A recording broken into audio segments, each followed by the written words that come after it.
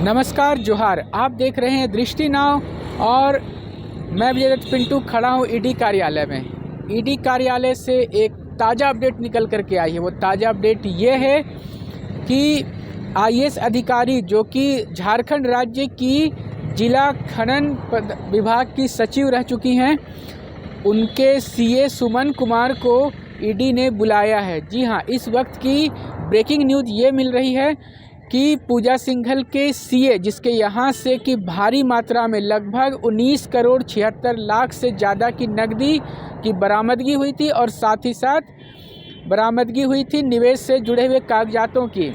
CA Suman Kumar जो कि पहले सफाई दे रहे थे कि उनके पास से जो नकदी बरामदगी हुई है वो उनके पार्टनर्स की है, उनके क्लाइंट्स की है, मगर जब पूछताछ का सिलसिला आगे बढ़ा तो सुमन कुमार ने यह स्वीकार कर लिया कि उनके पास से जो पैसे बरामद हुए हैं वो क्लाइंट्स के नहीं हैं, बल्कि खनन विभाग से जुड़े हुए कुछ कारोबारियों के भी हैं।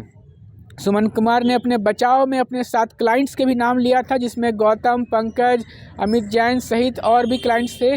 उन सभी से ईडी के द्वारा पूछताछ की गई और इस पूछताछ में सभी के सभी क्लाइंट्स और पार्टनर्स ने स्वीकार किया है। जो बात वो इस प्रकार से है, सभी पार्टनर्स ने कहा कि सीए सुमन कुमार के कार्यालय में आयकर और वाणिज्य कर से जुड़े हुए रिटर्न्स फाइल किए जाते हैं। सुमन कुमार की ये बात सही है, मगर कभी भी किसी भी काम के लिए भारी नकदी नहीं ली जाती थी। जैसा कि सीए सुमन कुमार का दावा था कि उनके यहाँ से जो नकदी की बरामदगी हुई है वो नकदी उसके क्लाइंट्स का है, उनके पार्टनर्स का है, मगर आगे की जांच में यह बात झूठी साबित हुई।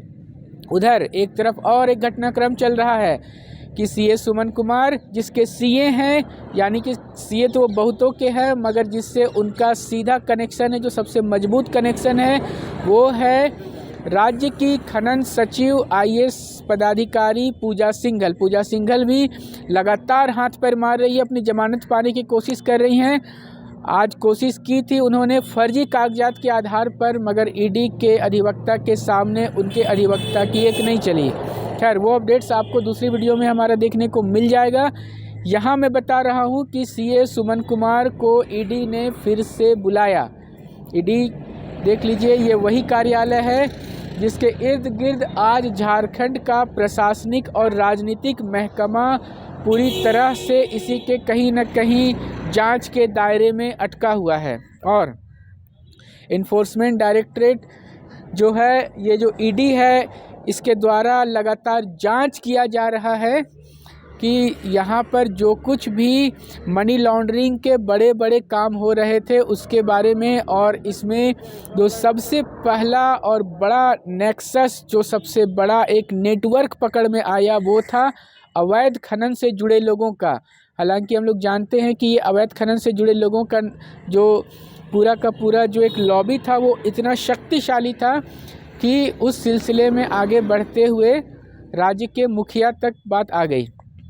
मगर अभी जो मैं अपडेट्स लेकर आया हूँ, वो जो सचिव थी खनन विभाग की, उसके जो सीए हैं सुमन कुमार, उन्हें बुलाया गया है।